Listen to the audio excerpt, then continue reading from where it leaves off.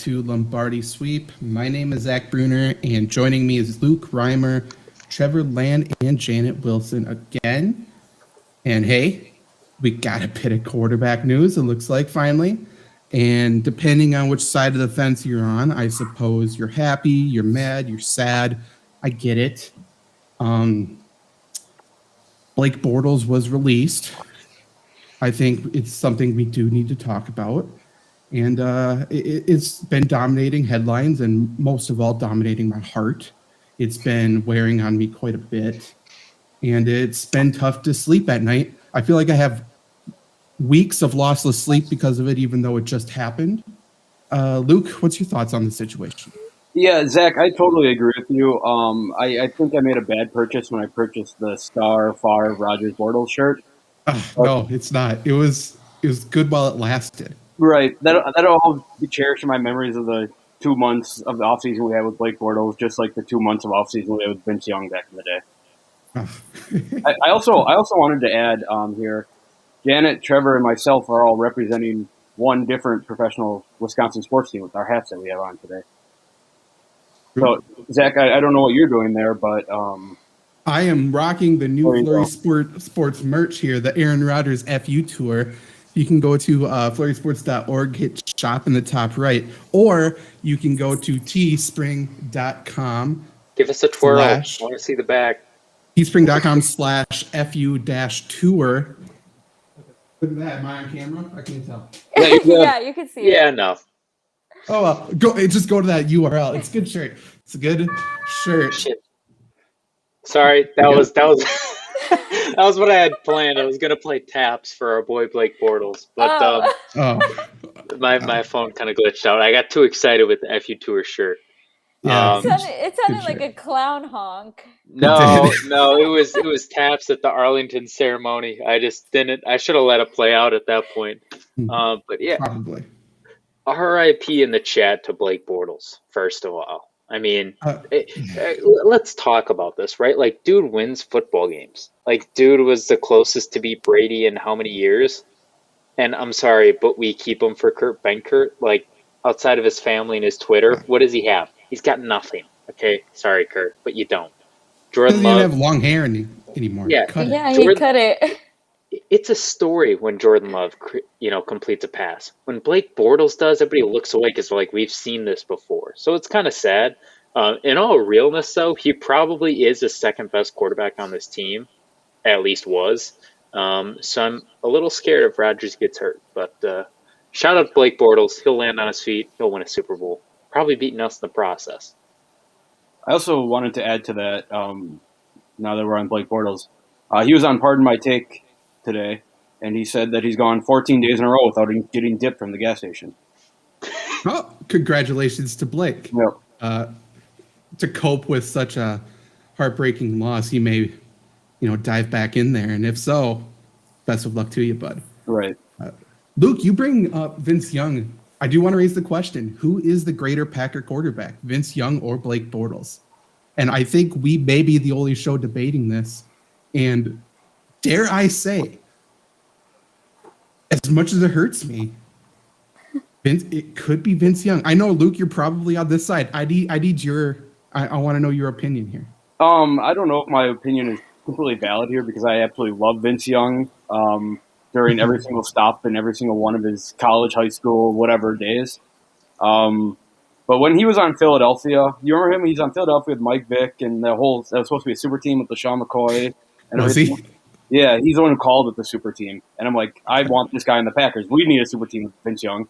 Then it happened, and they cut him about 8 weeks later, and that just made me incredibly sad. Probably exactly how you're feeling about with Blake Bortles. But if I can give my 2 cents, I think Vince Young is my guy here. I'm trying to pull up his stats, but nobody reports Vince Young preseason stats, which is sad. I think Fox Sports is the only one who really takes care of preseason stats if you do care to here we look. go. Here we go. The answer is Vince Young, and it's not close. Okay. Let's not be cute with it. I'm sorry. I'm sorry, Blake Bortles. I love him. Vince Young has 230 passing yards. Blake Bortles has 0. Okay, Vince Young has 1 passing touchdown. Blake Bortles has 0. Vince Young has as many interceptions as Blake Bortles, and he has hit the Stop field. it! You're hurting his heart. If I'm looking at this right, which I am, also, hey, tied for 52nd in passing attempts, and he only screwed around on 60 dropbacks and 49 attempts. I'm just saying that seems pretty damn good to me. He has infinite amount more stats than Blake Bortles does.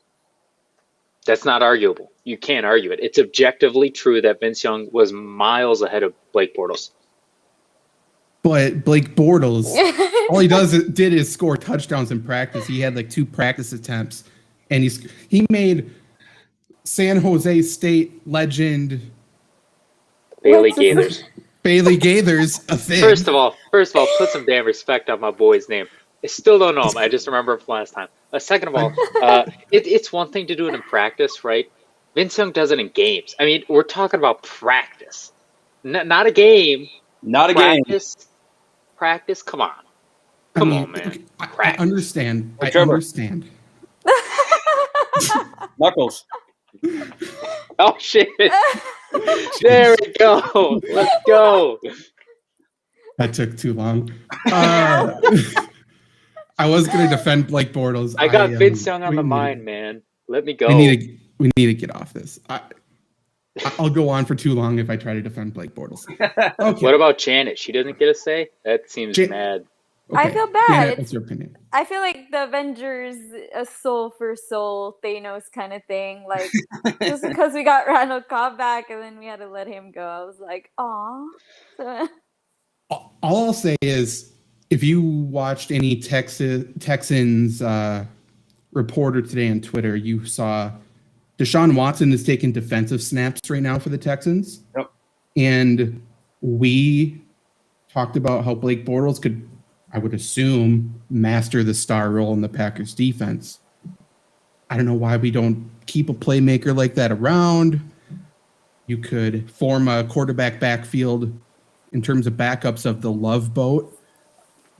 Jordan Love and Blake Bortles. I mean, shirts sell themselves. I may have had a design in play for that. Oh, yeah. I totally forgot about that. But I digress. Let's talk about, I think there's other news today. Aaron Rodgers spoke to media. Yeah. I don't know who that the lesser of the Packers quarterbacks at this point, to me at least. But Aaron Rodgers spoke to media after training camp practice. He spoke for about 32 minutes, I do believe. He went in. He did not hold back, for the most part at least. And he didn't even need to use like nonverbal cues to tell how Rodgers was feeling this time. He just sort of spoke his mind. And before we get too much into it, I do have like a 5-minute clip about his answer about what all of this was about. And I think it's worth listening to his full answer. It's worth not censoring him. It's worth him, he hasn't gotten a chance, or he hasn't chance like even the dogs are interested. Even the dogs. Yeah.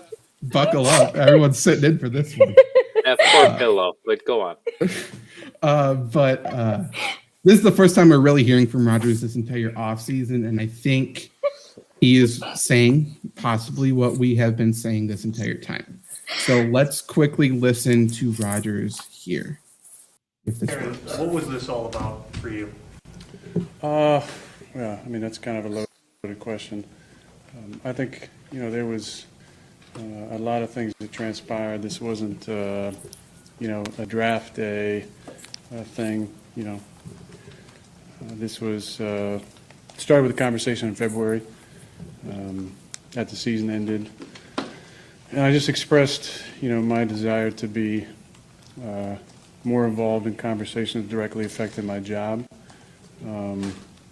Also, I wanted to help the organization maybe learn from some of the mistakes in the past, in my opinion, about the way that some of the outgoing veterans were treated, and just the fact that we didn't retain a number of players that I felt like were core players to our foundation, our locker room, high character guys. I'm talking about Charles Woodson, Jordy Nelson, Julius Peppers, Clay Matthews, Randall Cobb, James Jones, John Kuhn, Brett Good, TJ Lang, Brian Balaga, Casey Hayward, Micah Hyde, guys who were, exceptional players for us, but great locker room guys, high character guys.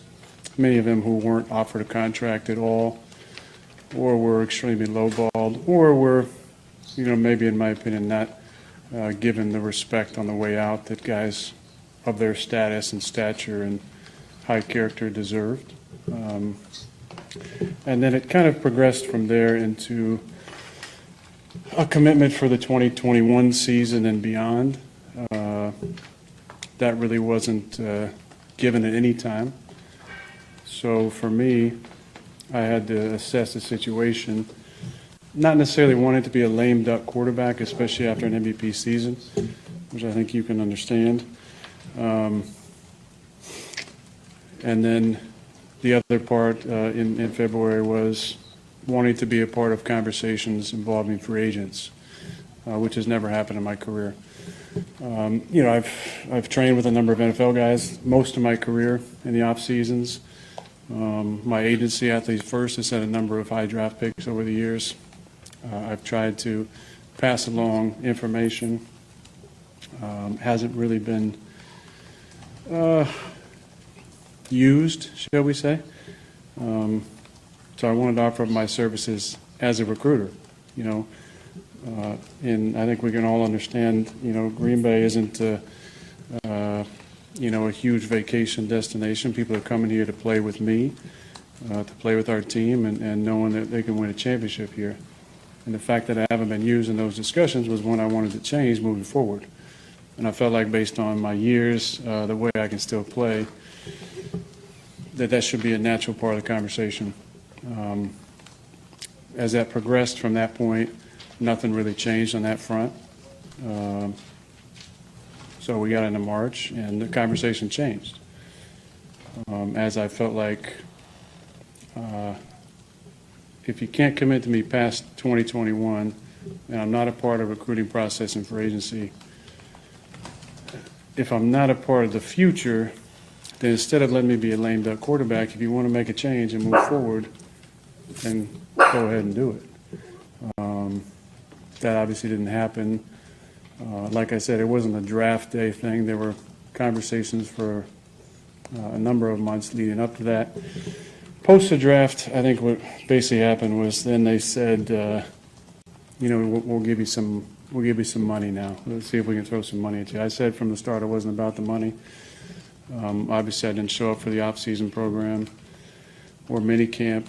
To me, it was bigger than this. It was about trying to be a resource for the organization that I care about and love so much. So when the money came at me, the other part is, the backstory to that is, after the season, there was a part of me that did think that there would be conversation about an extension. Based on my cap number this season, next season, it seemed natural based on the way I played to at least have a conversation about it. It wasn't a conversation. Not until into May. And that to me seemed like an analogy that you guys understand. You guys have a fantastic year at work. You write some great stories. You go to your boss and say, I just had an incredible year. I think I deserve a pay raise or, some security. And the boss says, let's just see how it goes. A couple months down the line, you get another job opportunity. You go back to your boss and say, hey, I got this amazing job opportunity. And say, whoa, no, we love you. We do want you to stick around. We do care about you. Just have the same feeling, and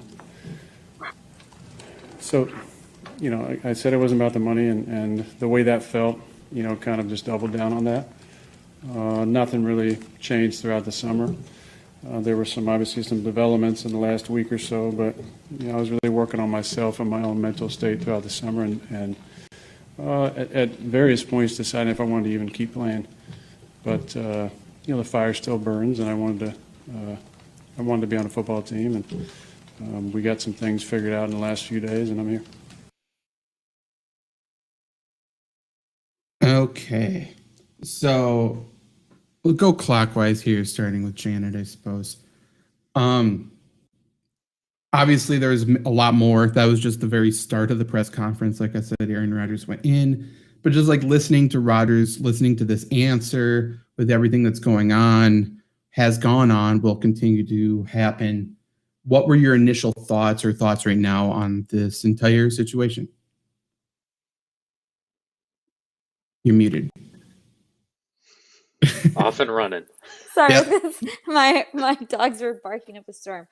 I'm really happy that he came out and spoke up front and like didn't, not necessarily like sugarcoat anything. He was very blunt and forward of what was going on, because he could have just gone up there and like bullshit everything, and he didn't. So I'm really happy that he did that, because I was very reluctant to listen to any of the media outlets. I was like, unless this guy comes out and says it comes out of his mouth, I don't believe anything that they're saying or whatever. So I'm happy that he finally came forward and said it. But I think he's right. I think there was one reporter that told him he was wrong. He said something Yep. about him being wrong, like, oh yeah, but these guys were terrible that season, that's why they were cut. But he said that wasn't the point. It was the point of having giving respect to these guys on their way out. So I don't know. I think he's right. I think he should be allowed, because I feel like when Tom Brady does it, he's like, wow, he's great. Of course he should have a say, but as soon as Aaron Rodgers wanted it, everybody pointed him out as a diva. So I'm happy that he said it, and I'm kind of sad too about how they were treating him. I think the two biggest things here that I don't think everybody picked up on, the two biggest things about the press conference were two very distinct nonverbals for me. The one was they asked him about what was discussed in the conversation, and he like shut that down before the question was even finished. If he really wanted to like play the cocky guy or whatever, he'd go, well, stretch it out. Like, I don't know if I want. Like, he was just very blunt to the point, which obviously tells you, yeah, he did not want any of this to get out. And he later expanded on it, so that's very clear. But also, he praised the Packers organization so many times. Like, if he was faking it, he would have done it one or two times, but you'd have to mentally, like, check yourself to do it. You can't do that all the time off the cuff unless you actually, like, feel that. Or a complete madman, and I don't think he's that. So he very clearly wants to be here. It very clearly wasn't him that let it out. And you can just feel the disappointment. And you can even feel the reporters going against him. Like the reporter saying these guys were trash after he left. When did he ever say they were good? Like, that's not the point. And again, it's like, even when he's talking to you, they're trying to put words in his mouth. And it's sad that we're saying, like, don't trust the media because it makes us seem like conspiracy theorists. But when this is what they give us, it's kind of hard not to. Trevor, I agree with what you said about how these things you've mentioned many times, how he loved the fans, loved the players. But there's once where he was talking about how he said, I love the fans, I love the organization, and he's going to say organization, and he's switching up the fans at the end. And I think right there is, the whole thing wrapped up into one sentence. It's obviously an organization problem. We've gone over this many times. There's not much that I have to add to you guys, because Janet had a lot of the same thoughts that you had. But just in terms of a reporter standpoint, with me being that's what I do for a living, is I report the news. It seemed like in that press conference, a lot of the same questions were being asked, and a lot of the same answers were being given, almost word for word, verbatim. So I don't think it's as big of a press conference as everyone thinks. Obviously it is, because Aaron Rodgers is coming back, but it was just the same thing over and over to me for 30 minutes straight. Yeah, and I mean, if you feel that way, buckle up, because I feel like we're about to get months and months of the same exact thing now. This is day one, and we've already been cycling the same information. Man, like, I'm very happy I had self-control this morning, because I was fuming. I was seeing red, and I was very close to going live and, getting on camera on mic and responding to some of the Packers journalists who were attacking Rodgers and the things he said on Twitter. And I don't know why I was surprised, especially at some of the people. But Demovsky, just treading focus on dinner with your wife, okay, buddy? The big boy's got it from here. It's more than him. It goes. I am very angry with Packer fans. Let's just start there. And just ignorant people who, if you're still against Rodgers at this point, listening to him, and there's been people who listened to this full press conference and said, no, that's not what happened. As if the first time Rodgers is speaking to the public, he's saying something that's not true, and taking what Schefter said as more true, or other Packers reporters who have told us how Rodgers feels. Like, you're putting more credibility into a third party than the source himself, which, to start off, is unbelievably ignorant and stupid. Obviously, not to do a full victory lap here, but I will. This show and anything I've reported so far, I will say, point to one part that's been incorrect so far. And I'm very happy. Yeah. Luke and I, the light was on in the office, and Rodgers didn't like my tweet that I told him not to if he was coming back. So 2 for 2. 2 for 2. This whole show, everything we've said this entire show has been right down the line. I just don't know. There were speculations from other media outlets, and I feel like we have done a good job at separating speculation, rumor, and fact. And unfortunately, some of the things that we have had as fact, people don't want to believe, or maybe they don't know who we are, and they go, no, that's a fake report. And it has sort of boiled over the past couple days. Obviously, we put out another report on Flurry Sports about how Aaron Rodgers was actually tried to trade him a couple of years ago for Justin Herbert on the night of the 2020 draft before the Packers traded up for Jordan Love. Whether you want to believe that or not, that's fine. I can tell you who I talked to. But everything we've done has been down the line. This entire press conference sort of validates everything down to the point where this entire offseason, this show has said, this report didn't come from Rodgers' camp. Why would this report come from Rodgers' camp? It was clearly created by the Packers organization, by the Packers media, by the media that's on, the NFL side, trying to keep the Packers around longer than Aaron Rodgers, which, by the way, makes sense from a media standpoint.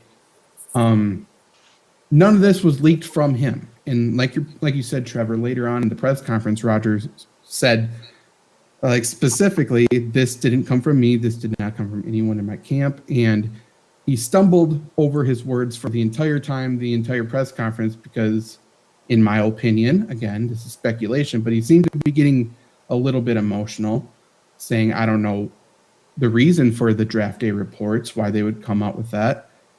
But he does know the reason for that. It's because, much like this entire thing, you try to turn a fan base against a player that you want to get rid of. And when the Packers tried to trade Aaron Rodgers in 2020, he was coming off arguably his worst season of his career.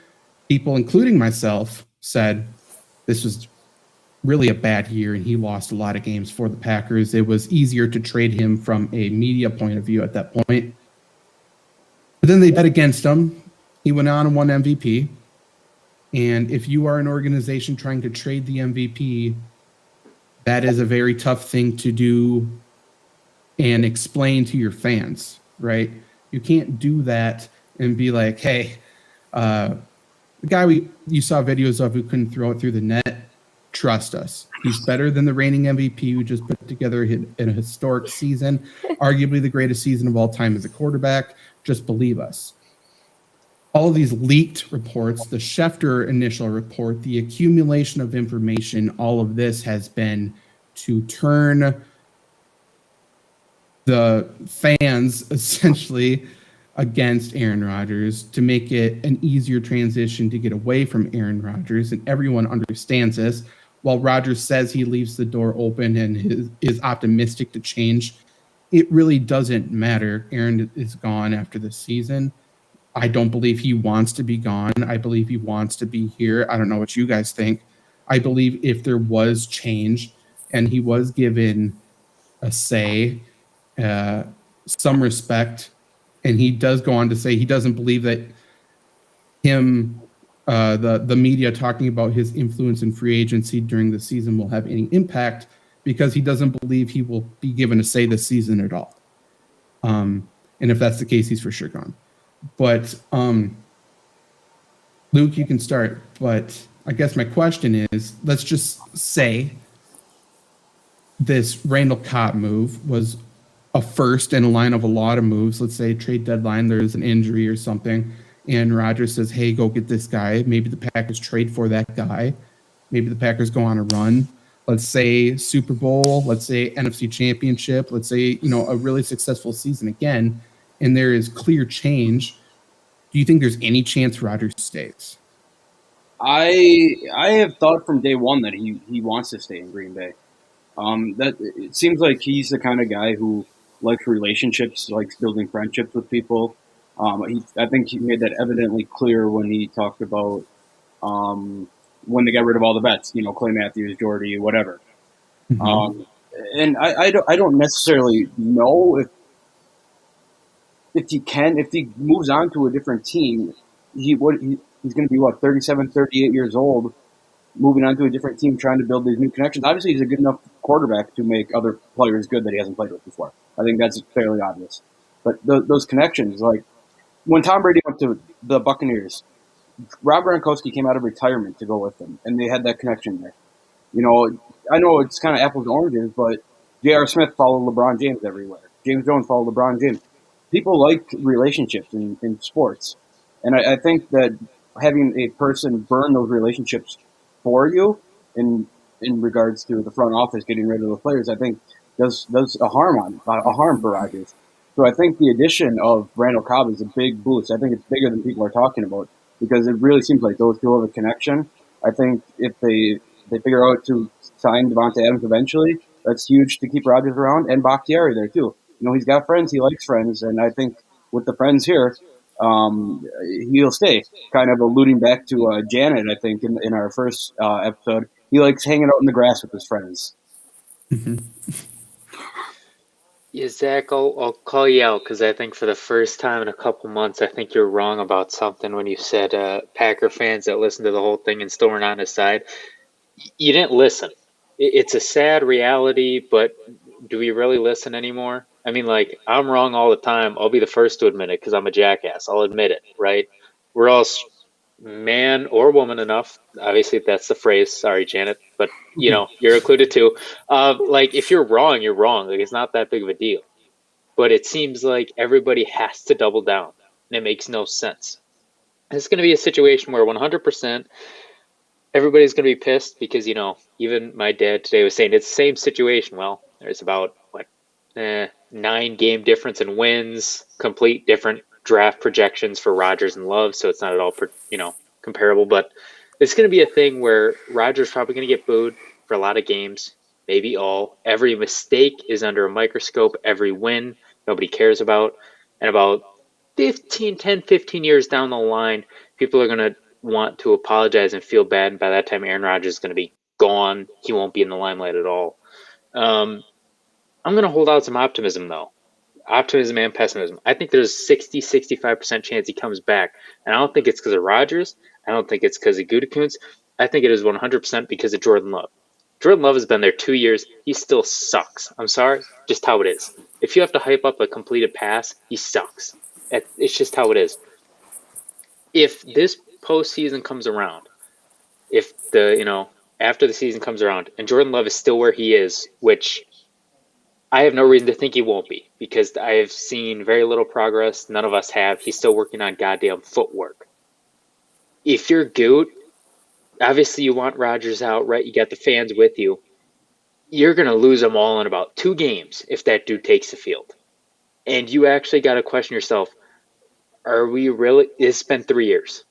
Do we really take a chance on him, or do we try to make amends? Because if Love sucks, the fans are going to be against him again. He might be out of a job in less than a year. He won't, but he could be. And so if Love still isn't there, his hands are tied. What do you think, Janet? I want him to stay. I hope he does. I know he talks a lot about mental health, and I like that he did that, which I don't understand. I mean, I don't understand why anybody would be mad at him for it. Well, just kidding. I know exactly who would be mad at him. Skip Bayless is probably going to mention some bullshit about Aaron Rodgers shouldn't be talking about mental health. But I think him addressing his mental health really said a lot to me. I don't know about other people, but that's being really vulnerable up there. And maybe he hadn't, I don't know. He is close to everybody. He has all those relationships. Maybe he hadn't highlighted that towards the office. I don't know. When he said that, it just seemed like he was mentioning it for the first time. When he said he was working on his mental health, he mentioned Simone Biles as far as like athletes have a lot on their shoulders, and they need to work on that. So I really hope he stays. The whole mental health kind of scared me because he mentioned Simone Biles and how she just dropped out of the Olympics because of her mental health. So that kind of did scare me. Like, what if he ends up leaving or retiring because of the whole mental health thing? As you get older, it starts to resonate on you. The years that you have done all of this. So, you can look back on athletes who have suffered, concussions and stuff like that. So I'm hoping that he does stay. And I hope that, he does stay. And I know he's already been booed. He was booed at a baseball game. I know my uncle had told me he was booed. They showed his He wasn't picture. there, but yeah. It's the Timber Rattlers. No, They don't fucking count as a baseball team. He wasn't there, but they showed his picture, and then they all booed at him. And I know there's like a bar that has like the Crybaby 12 or 12 Crybaby beer. Yeah, their beer sucks too. And I know she said that I don't know if you saw the article, but the owner of the bar said that he could have handled this differently. I don't know how he could have handled it differently. I think he handled it very well. He waited until this moment that we all were waiting for to address what was going on. But I don't think he could have handled it any differently. But I just hope he stays and retires as a Green Bay Packer, even if this is his last run. I just don't want to see him in other colors. It'll be tough to see him in other colors because we know how good he is. Well, that too. Can I pose a question about other colors? Sure. Goot, I hate with such a living, breathing passion that I would take pain for him to feel it times 10 and for him to be embarrassed. Would you like it? Not like it, obviously, but would you be fine with if Aaron Rodgers went to the Bears and won a Super Bowl there, just 100%. To stick it to Goot? I think yes, 100%. Okay, just to stick it to Goot. I hate the Bears, but I'm always a players first person. And even when Favre was with the Vikings, I mean, I wanted Favre to win the Super Bowl, man. But I'm always going to take the players' side over the front office anyways. And knowing something about the situation anyways, I mean, it's hard not to be on Goot's side don't clip that. It's hard not to be on Rodgers' side when you hear from him and you even just look at Goot's face. I mean, he's got one of the most punchable faces of all time. If it wasn't for I'd get hair gel or something on my hand and I'll get my hands sticky. It's one of those things I have. I don't know about you guys, but I avoid pancakes because I don't want syrup on my fingers, like stuff like that. This took a weird turn, man. I know. What are I we was talking about the about? Bears winning the Super Bowl. Now we're talking about pancakes. Let's get it. You want me to connect bears and syrup? Because I can do it. But I digress. I think this was Jana was talking about mental health with Aaron Rodgers. I think this was the most blunt he has been about it. I think over the past couple of years, he spoke about it a little bit, and he's worked on his mental health, and he's taken those off-season vacations, and especially last off-season, he was very much working on himself, I think, and it proved to be good. And people, for whatever reason, when an athlete brings up mental health, when an athlete threatens to retire or does retire while they are still good, it is seen as a negative thing. It is seen as a bad thing. You talk about Barry Sanders, what could have been. I don't know specifically why he retired. I'm not sure if he ever spoke super candidly about why he retired, but I would assume getting the shit kicked out of you every single day with having little success and little reward in the locker room wears on you mentally. And then I don't think you need to look any further than Michael Jordan. People forget, people know Michael Jordan. They make it a cartoon that he left the NBA to go play baseball and stuff like that. They act like it's all fun and games. Like they think of it as Space Jam, essentially. To get real, his dad was fucking murdered and he was dealing with shit mentally. And he was destroyed for it. It was a different time, but I don't think anyone is in a different place in terms of the media, in terms of the fans. And Rodgers is getting destroyed for that. And people are calling him a drama queen. And again, Janet, to your point, what would you have liked Rodgers to do differently? Calling him a drama queen, this is the first thing he has said. If you want to use other people's words, people spoke for him for months, and they're acting like it's him. And again, need I remind you, none of these reports came from him or his camp or his side whatsoever. So you're saying the people opposing him are speaking for him and telling you how he feels. And then you're saying, wow, can't believe he said that. Janet's dog agrees with me. Look at that smile. It's like, Yeah. finally. Yeah, he's like, I've been saying it. It's just a little bit ridiculous. It's not a little bit. It's very ridiculous. You know what this kind of reminds me of, this interview? It reminded me of the show Fresh Prince of Bel-Air, the last episode, when they all are moving away and Will Smith is in the house alone looking around. That's what it felt like when he was listing off the players. Like, all of his best friends have been gone. Say what you will about their abilities, but to not even offer them is such a slap in the fucking face. Especially, guys like Jordy Nelson who said they'd come down significantly. So he's there. He's trying to build something. He's won with these guys. He's trying to win some more. And they're slowly going one by one. And he feels like he's crying into the void. And suddenly now he's looking around and he doesn't know where he is. And he's incredibly sad. And you couple that in with the mental health. And, to your point about the timing, if he talked about this, came forward and released a statement, he wants attention. He waited too long, he's a drama queen. So, where there is no win, there is never supposed to be. It's just sad. So whenever you think of this situation, think of Will Smith looking around an empty room. That is Aaron Rodgers' legacy. Speaking to those players that he listed off, and there's many, many more in terms of getting shunned, getting lowballed, getting all of this. People are acting like this is breaking news. And again, let me speak for to all of these Packers journalists who don't know what the fuck they're talking about ever, who have no idea about what's going on. Josh Sitton, TJ Lang have both come out publicly years ago talking about how the Packers lowball you to keep you to stay. And that's why they were pushed out. This is not new. This is not news. This is not breaking news. This has been known.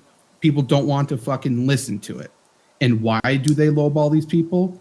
They do this. This is the Ted Thompson way. And I'm not pointing to just Ted Thompson because it's clearly now as well, especially with TJ Lang. He's spoken very publicly about this. They go, hey, you need to take this amount of money because we're competing for a Super Bowl. If you don't take this amount of money, we can't win a Super Bowl. It's the Packer way. If you do this, see, we're always competing for a Super Bowl. We're always competitive because people do this. So then players keep going low. They keep buying in. They keep taking one for the team, so to speak. But then all of a sudden they look around, their contract comes up or whatever, and the front office says the same exact words to them, and they said the same exact words to their teammates the year before. And they realize, we've had 2 Hall of Fame quarterbacks for 3 decades, and we have 2 Super Bowls. And you say, hey, if we're always competing for Super Bowls, then why don't we have a Super Bowl? So that's one of their strategies to keep all these players, so lowball these players, disrespect these players, and I'm sure even more went on behind the scenes that was more disrespectful with what Rodgers is alluding to. And then to address a couple specific reporters, I'll start with Peter Bukowski because, by the way, at midnight tonight, I'm going to start with everything is wiped clean. I'm going to try to be a good person. If you piss me off in the future, then I'm really not holding back. We'll see you rage off at 7:00 a.m. sharp. If they do something, trust me, I wanted to say stuff earlier. Bukowski specifically. His tweet was they got rid of Clay Matthews, who, by the way, I guess technically, I've been labeled as a Clay Matthews hater because I don't think he's that great on the field. He said they got rid of Clay Matthews for the Smith brothers and Rashawn Gary. I don't think that's what happened, to be completely honest, especially when Clay Matthews is willing to take a veteran minimum and you're paying, I guess, his counterparts combined, like 30, 40 times the amount of one player. And you're telling me that Clay Matthews is not better than Oren Burks because that's who you're comparing him to. Same salary, same position, same everything. So no, the Packers did not get rid of Clay Matthews to bring in the Smith brothers and Rashawn Gary. They got rid of Clay Matthews to keep Oren Burks. They got rid of Clay Matthews to get a new long snapper. They got rid of Clay Matthews to do stuff like that.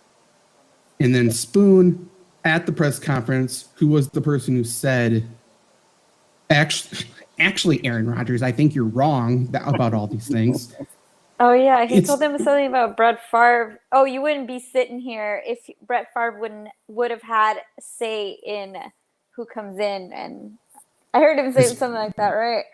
Yeah, he finished with that. His specific quote was, I'm wondering why you want to be included in these personnel decisions because actually I think you would have been wrong about most of them.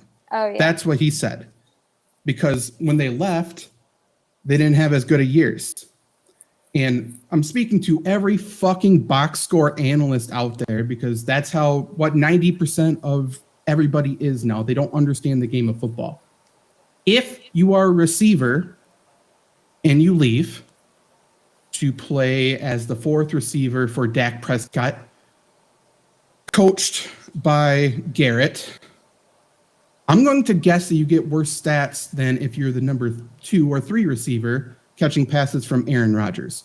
I'm going to take a guess that players are actually influenced by other players. Systems are different than other systems. Apples to oranges, as Trevor said earlier about a different thing. Rodgers makes people better. There's quarterbacks out there that make people worse. There's quarterbacks out there that make you look like who you are.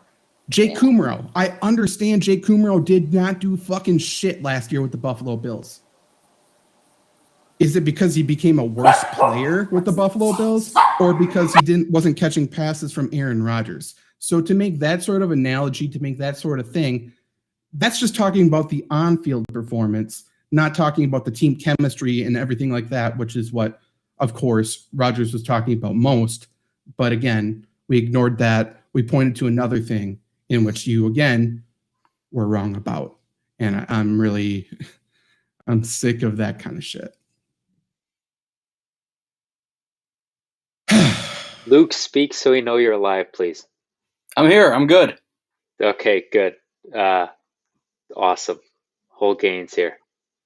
Do you have anything else to say about Rodgers? I have a couple other things about training camp practice. Yes, I do. Real short. If you are not a fan of Aaron Rodgers after listening to his own words, after actually telling yourself you have a two-sided argument with listening to Aaron Rodgers versus what the others are saying, and if you go out and boo him, I don't think you can cheer him when he comes back. I don't think you should be able to touch his jersey. I don't think you should ever be able to talk about how good of a quarterback he is, because this isn't just, this isn't like a Brett Favre. This isn't like any other thing that has ever happened. This is a guy who has done everything right for the organization, has said time after time all that he loves about it, has done nothing but the right thing.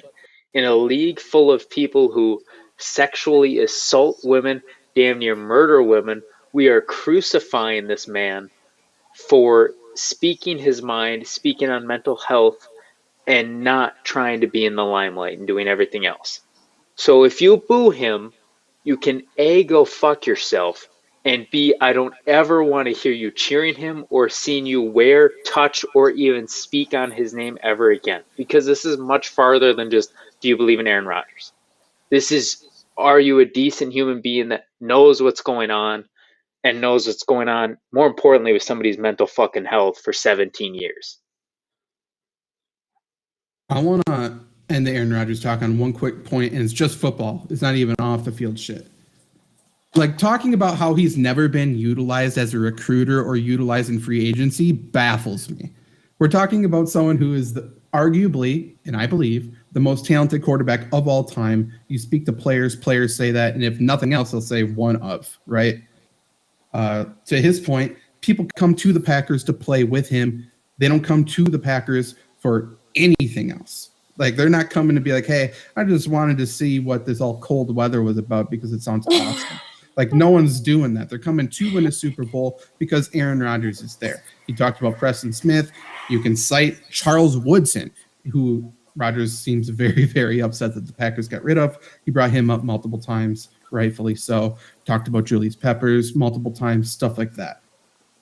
Rodgers is going into his 17th year, which makes him the longest tenured Packer of all time. And just now, Gutekunst says, and again, Rodgers still doesn't believe it, but Gutekunst says that Rodgers has earned a seat at the table. And I'm glad that it took becoming the longest tenured Packer to finally earn a seat at the table, but maybe not necessarily, being listened to.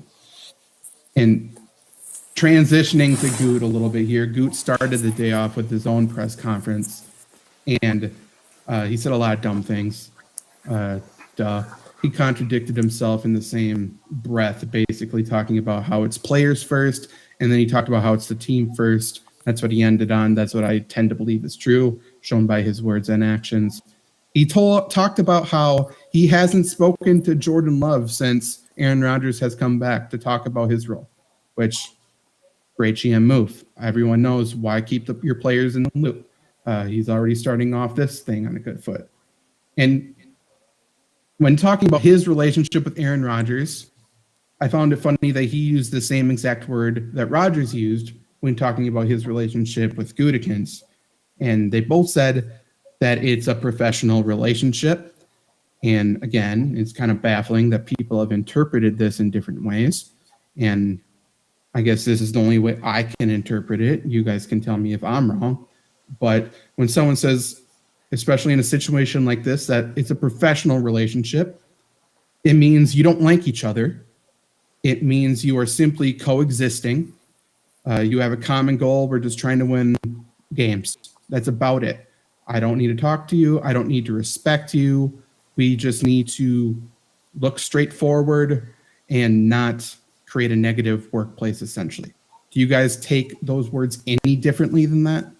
No, I agree with you. In the mindset with me here is that obviously they're both guys who think certain ways, and that's obviously going to clash at times, especially when you're not thinking different ways. But the thing that I always come back to is you can't fire players. You have to have players' input because the players are the team. That list was how many people long? How many times does it take to get into your head that maybe it's not the players, right? Like, go to the source of the problem. I don't know. Insanity is doing the same thing over and over, expecting a different result every time. Well, Janet, what's your thoughts before I talk about Davante Adams? What's your thoughts on the whole keeping it professional thing? Yeah, I agree. I mean, what do you like when you're asked about your boss? Don't you say like I try to keep it professional at work? Like you're not. I don't know. I just feel like it's the same. It's all about just doing what you got to do in order to make it to the Super Bowl. Just like the horses with those little. Mm-hmm. What are they called? I don't know what they're called. Blinders. Got to keep the blinders. on. Yeah. So like he's just keeping his blinders on at this point because he's like, I just want to go to Super Bowl. Randall Cobb's here. He's my best friend. Bakhtiari is here. He's my best friend. I have the relationships around me, which is kind of like when you're at work and you love your coworkers, you love your crew, but you hate your boss. Same thing. He's human. He's gonna go through the same situation. Doesn't matter how much money.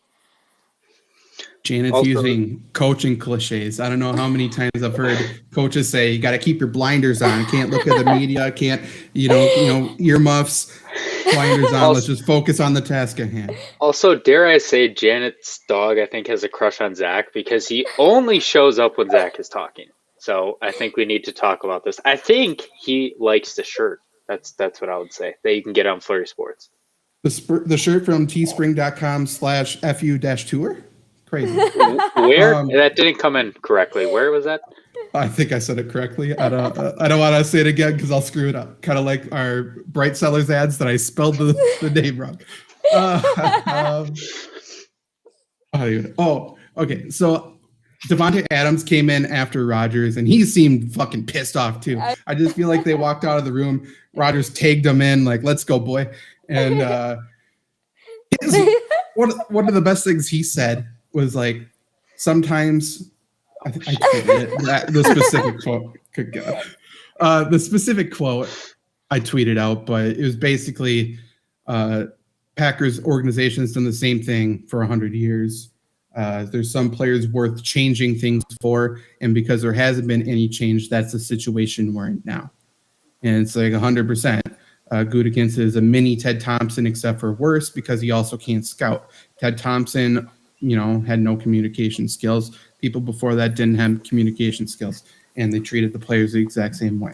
At some point, you need to change things up, especially when people talk about how you have 30 years of a Hall of Fame quarterback. I've seen 3 Super Bowls, 1, 2. Like, it just doesn't check out. You got to change something, and I think they believe they are, but they're not at all. Yeah, I don't know. I don't really want to talk about Gutekunst. LaFleur looks very much happier. Good for him. Luke, what do you got? I just wanted to bring something up because we mentioned The Last Dance a couple times, and obviously that's in reference to the Chicago Bulls Last Dance documentary. I just got a chuckle out of how Davante Adams and Aaron Rodgers both posted a picture of Scottie Pippen and Michael Jordan, and then Robert Tonyan posted a picture of Dennis Rodman with his crazy hair. I thought that was But as a message to Brian Gutekunst, it seems to me that they're implying that they're treating Brian Gutekunst like Jerry Krause, and that's probably not a great idea for Gutekunst to be living on. I also love how Jordan Love posted, like, he's that kid that tries to be in on the joke, but like nobody likes him, and they just kind of push him away, like that annoying little brother. Like But, Peter Bukowski. yeah, but well, I don't know where I was going with that. I just got blinded by the hatred right there. Blinders. But hey, it's good for both of them, right? Aaron Rodgers deserves better. Devontae Adams, regardless of whether the Packers should or shouldn't in your fandom, dude deserves number one money. So, like, there's no reason for either of them to stay. And maybe that'll promote change. Maybe 10 years down the road, we'll look back on this and say, wait, wow, can't even speak. Wow, that's where the franchise changed. Wow. We won't, but, Wow. it's Matt. Wow. Wow. Zach speaks in a New York accent. Nobody says shit. Or says wow wrong once. I guess you could say Zach and I have a professional relationship now. I don't know. I don't know. We'll keep it professional for the viewers. But I was going to say something. I don't even remember. Trevor messing things up messed me up. Way to go. Now we're off the rails. Janet's dog got you flustered. I guess so. I will say, I didn't say this earlier about Aaron Rodgers coming back. I think he's open to come back, but I have no idea how that would happen for one specific reason, and it's a big reason. Him and Jordan Love are not only represented by the same agency, they have the same exact agent. And if one player is told you are starting in 2022, like both of them will not be on the roster next year. There's no chance. Either the Packers will trade away Jordan Love to go start somewhere, or Aaron Rodgers most likely is gone. Like, that's just not the way it works. I don't know how they have the same exact agent. It's a little bit of a conflict of interest there, but that's just the situation. Also, the people saying that Jordan Love is very good and talking about how he was throwing with Deshaun Watson, throwing with Justin Fields, and he looked unbelievable was the quote, I believe. I know someone who's at the practice, and unbelievable may be true, but I heard that he was significantly worse than both of them. So unbelievable could have been. It's a different tone. Unbelievable. He was unbelievably bad. Like, unbelievable. He's in the same conversation. Also, I will point it out because, Zach, you shouldn't because you'd sound cocky. Reference earlier in the episode. If you don't want to believe us, that's fine. But let me ask you a rhetorical question. Have we been wrong in the last 3 months? So, except for your Funches comparison, I don't think so. It wasn't a comparison because he's going to be better. So it's like, Hey, he completed a pass. Rodgers completed a pass to him today. It was the slowest whip route I've seen in my life. It's like you telling me Amari Rodgers is Randall Cobb. It's just I get what you're trying to do, but nah. Yeah, we do. Why? Hey, we have a Randall Cobb. What's better than 1, 2? That's the reason why we traded for him. 100%. It's crazy. Aaron Rodgers saw that we already had a Randall Cobb, and he said that he wanted a true slot receiver. How stupid is he? Too bad he doesn't know how players work. Too bad that's Scoot's line of interest, as seen by drafting Royce fucking Newman in the 3rd round. Yeah, let's talk about Royce Newman. Let's talk about this Packers offensive line, because today we got to see how it is looking right now. Obviously, Bakhtiari is still not practicing, rehabbing his ACL. Elton Jenkins slid to left tackle. We had Myers at center. We had Lucas Patrick at right guard. We had Turner, obviously, at right tackle. And the left guard was Runyon. And who the hell was the other guy? Runyon and Ben Braden were both taking snaps with the ones at left guard. Does that make me feel good? No, of course not. But it also means Royce Newman got no snaps with the ones. He wasn't even getting worked in. The guy who is the golden child of the Packers media, talking about how great of a player he was and how smart he was. Wow, apparently he's not competing with the ones. Imagine that. If only there was a Packers podcast who talked about how good or lack thereof he was. Crazy. Dean Lowry, you're next. Maybe. He might be. Dean Lowry was with on the starting defense today. We did get to see what the starting defense was. And obviously Kevin King on the PUP list. Shocker. I can't believe he wasn't practicing. I mean, it's like we're in mid-season. Yeah. Get him all out early. He doesn't need to show up. He's fine. He's already Gave him a contract for a reason. Yeah, that's right. Starting D-line, Dean Lowry, Kenny Clark, and then Lancaster. Linebackers was Preston, Gary, obviously, of the two outside, and Zadarius Smith was also out. Two inside backers were Barnes and Campbell. So Kamal Martin was not a starting inside linebacker. Okay, we'll see what happens there, I suppose. Corners were pretty obvious. Alexander, Chain and Sullivan, and Eric Stokes as the outside, and then Amos and Savage. So I don't think it was anything too surprising other than I thought personally Kamal Martin would start over Barnes personally, but so early, it's day one, who knows? And then the other thing I have about camp today, much like Kevin King being in midseason form, it seemed like Jay Sternberger was in midseason form. He started camp off with dropping a pass immediately. So I ask God at this point, why is Jay Sternberger in the NFL?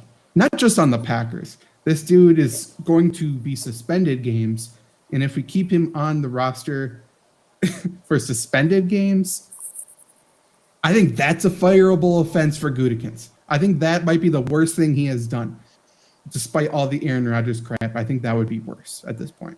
Like, you saw how bad the receivers are. Granted, he's a tight end, I know. But, like, you saw how bad some of them were. DeGuara was out all year. Mostly all year. He was a good blocker. So, you have reps. You give him to the dude who's going to be fucking suspended. Really? Like, he can't get working himself? This wasn't kind of a self-inflicted wound? As Luke said so eloquently once, and sadly we will probably bring it up multiple times, what are we even doing here? What are we doing here at this point? Yeah. I mean, this was day one of training camp. There wasn't much more to talk about. Obviously, Rodgers, Devontae Adams dominated headlines. Is there anything else you guys have, thoughts, feelings on the situation before we get out of here? I was going to bring up added offensive line depth today. With Dennis.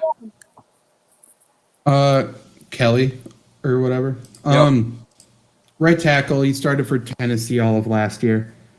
I'll tell you the stat that Packers media is going to run with, because obviously, like I said before, we're box score analysts and people have zero idea how to analyze the offensive line.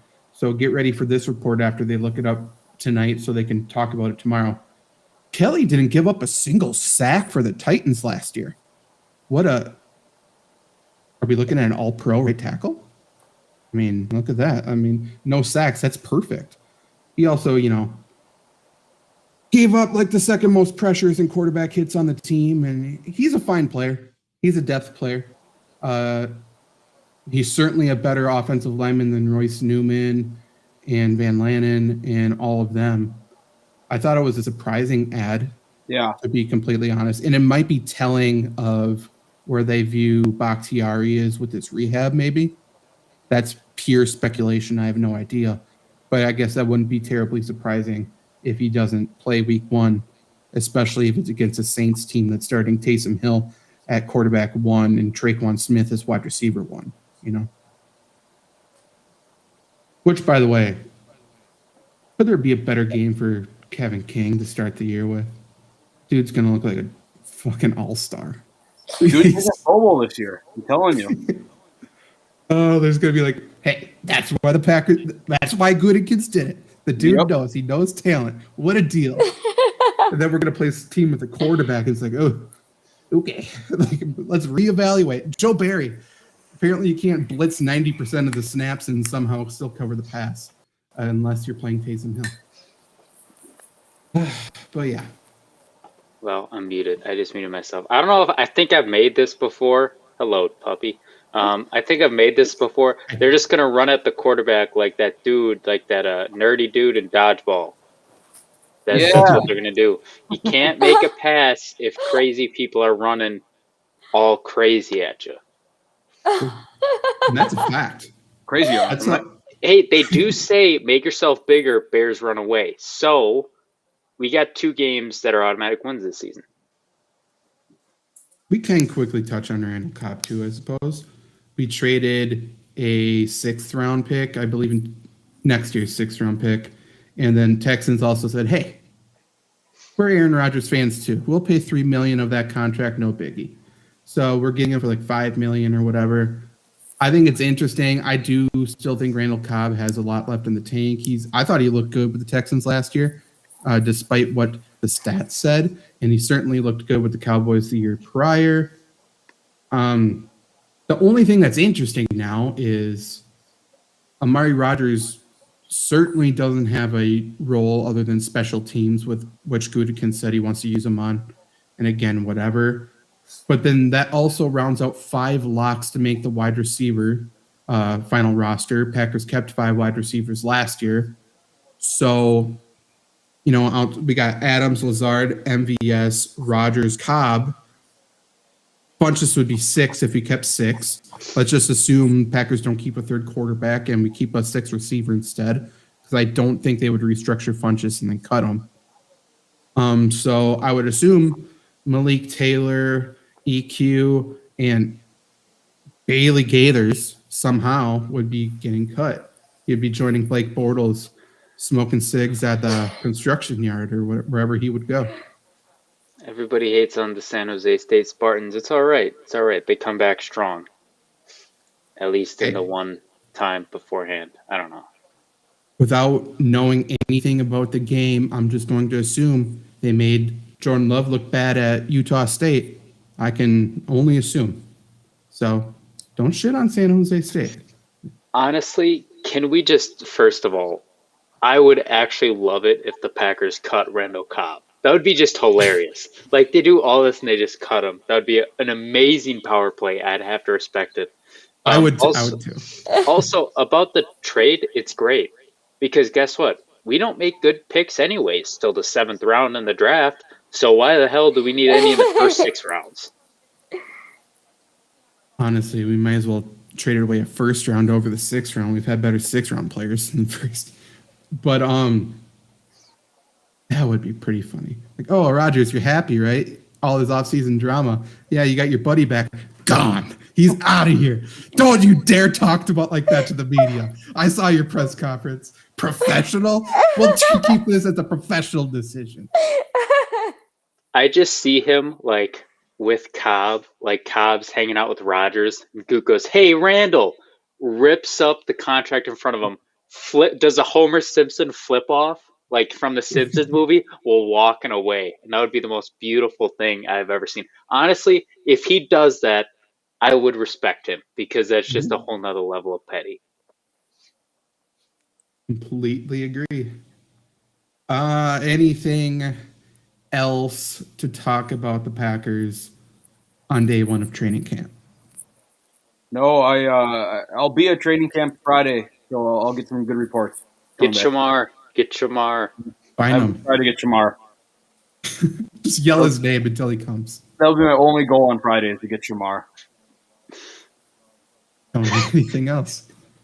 Also, shout out to Aaron Rodgers for being, I think, the only quarterback ever to win an NFL and an NBA championship.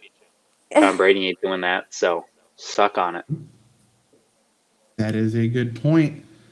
But yeah, this was Lombardi Sweep. Share the podcast, like the podcast, follow what we're doing on flurrysports.org. Hey, Rob Domofsky. Hopefully you didn't have to listen to this during your dinner. Enjoy time with family. It's going to be a long season. And that's all we got for this evening. Buy a shirt. Teespring.com/FU-tour. That's pretty good. Bingo. That's pretty good. URL is going to be changing in like 2 days. But, for now, go check that out. Later. Peace.